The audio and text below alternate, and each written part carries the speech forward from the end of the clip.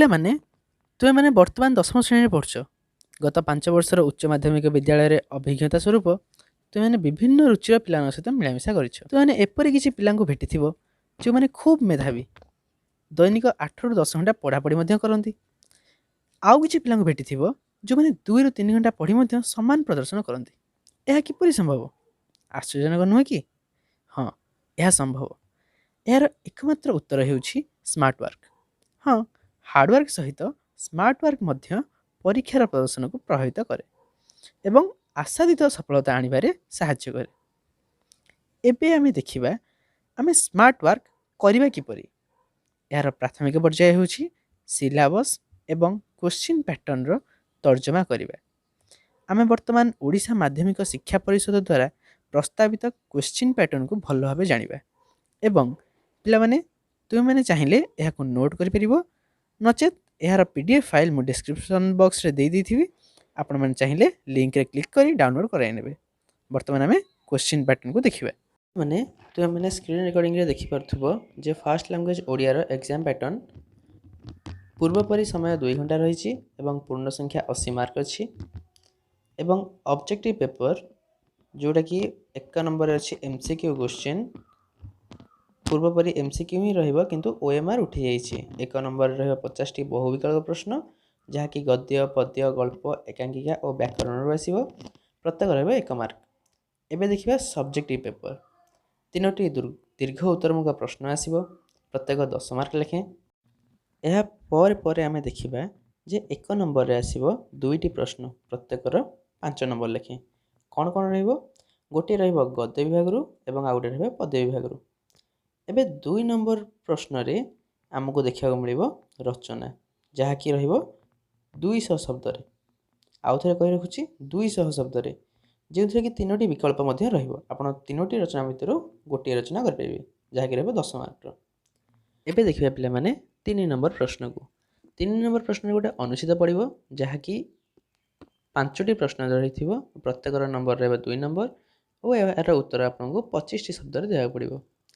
ଏହାର ଅରେ ରହିବ ଆପଣଙ୍କର 2ଟି ପ୍ରଶ୍ନ, ପତ୍ର ଲେଖନ କିମ୍ବା ଦରଖାସ୍ତ ଏବଂ ସରଳାର୍ଥ, ଯେଉଁଥିରେ କି ପଦ୍ୟ କିମ୍ବା ଗଦ୍ୟରୁ ଯେକୌଣସି ଗୋଟିଏ ହିଁ ପଡ଼ିବ। ଆପଣଙ୍କୁ କହି ରଖୁଛି ଯେ ଅନୁଚିତ ବଦଳରେ ଆପଣଙ୍କୁ 2ଟି ପ୍ରଶ୍ନର ସାମ୍ନା କରିବାକୁ ପଡ଼ିବ, ପତ୍ର ଲେଖନ ଦରଖାସ୍ତ କିମ୍ବା ସରଳାର୍ଥ।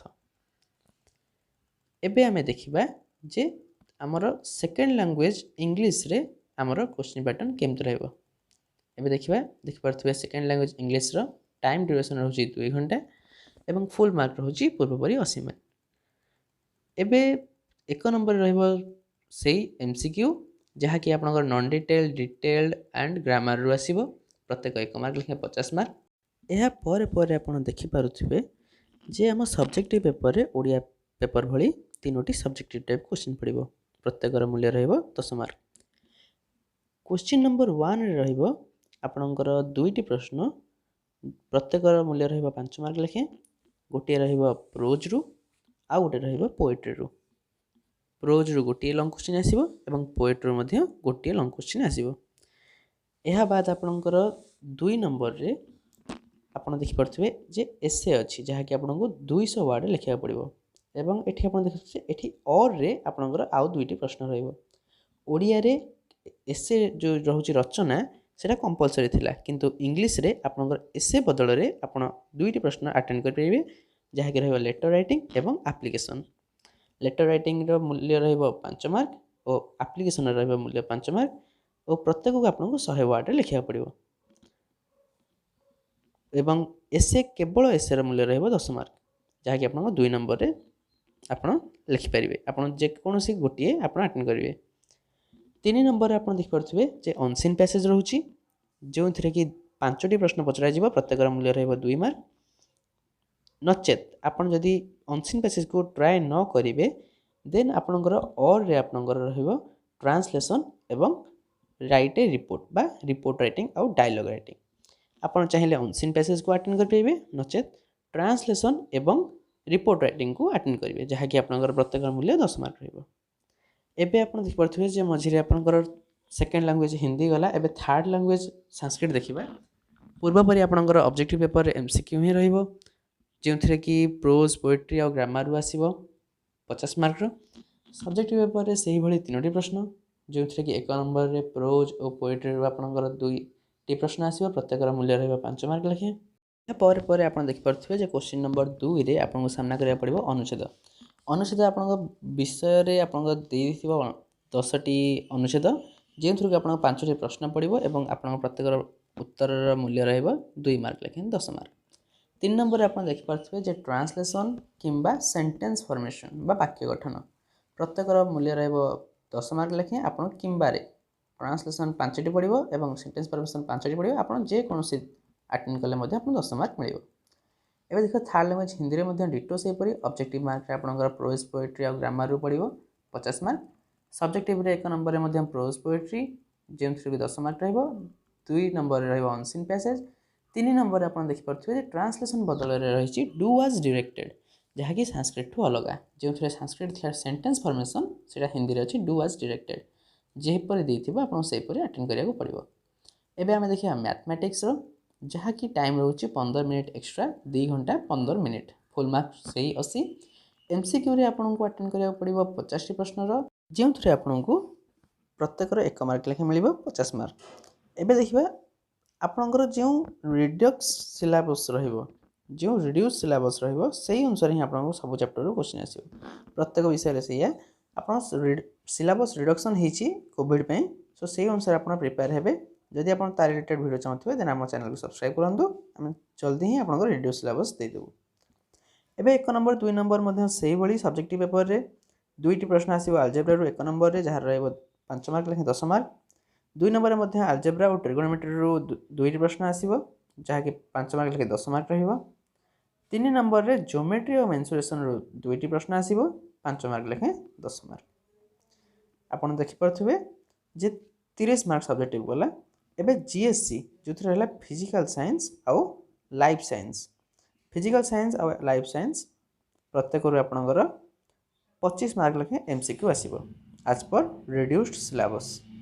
ये जो 25 मार्क लेखे एमसीक्यू आसो फिजिकल साइंस पर टिके ध्यान देवे टफ आसीपारे एवं से अनुसार आप प्रिपेरेसन करेंगे।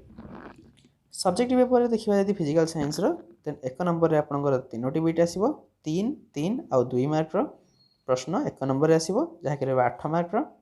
2 नंबर में से भाव में आप 2टी बिट देखा मिल 7 मार्क प्रश्न रहा 2 नंबर टी 4 मार्क और 3 मार्क 2टी क्वेश्चन आपको देखा मिल।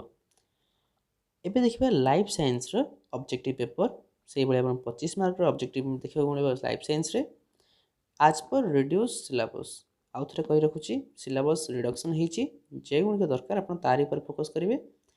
एबे सब्जेक्ट पेपर क्वेश्चन नंबर 1 रे आपन 3टी बिट 3 3 और 2 मार्क प्रतिशत में 8 मार्क टोटाल बिट रहिबो 2 नंबर मध्य से भली 7 मार्क रहिबो।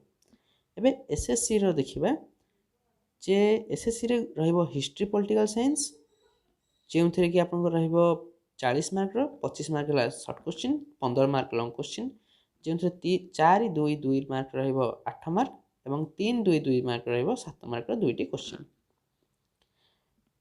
2टी बिट्रे 4 2 2 मार्क रहिबो एवं 2 नंबर रे 3 2 2 मार्क रहिबो यथाक्रमे 3टी बिट। एबे ज्योग्राफी रे देख आ इकोनॉमिक्स रे देखिबा अन्य जो 40 मार्क रही 25 मार्क रहिबो ऑब्जेक्टिव रू एवं सब्जेक्टिव पेपर रे आपनकर 1 नंबर रहिबो 4 2 2 रो 3टी बिट यथाक्रमे 8 मार्क पई एवं 2 नंबर रहिबो 3 2 2 रो आपनकर 3टी बिट 7 मार्क। तो मैंने जापर जे आम डिस्कसन करथिबा एग्जाम पैटर्न टी 2021 रे थिला कारण जेहेतु 2021 मसीह रे एग्जाम पैटर्न अपडेट होगा पर एजाबत कौन सी परीक्षा रे यह कार्यकारी करा जाय नहीं तेणु ए वर्ष एग्जाम पैटर्न चेंज होवार आशंका बहुत कम।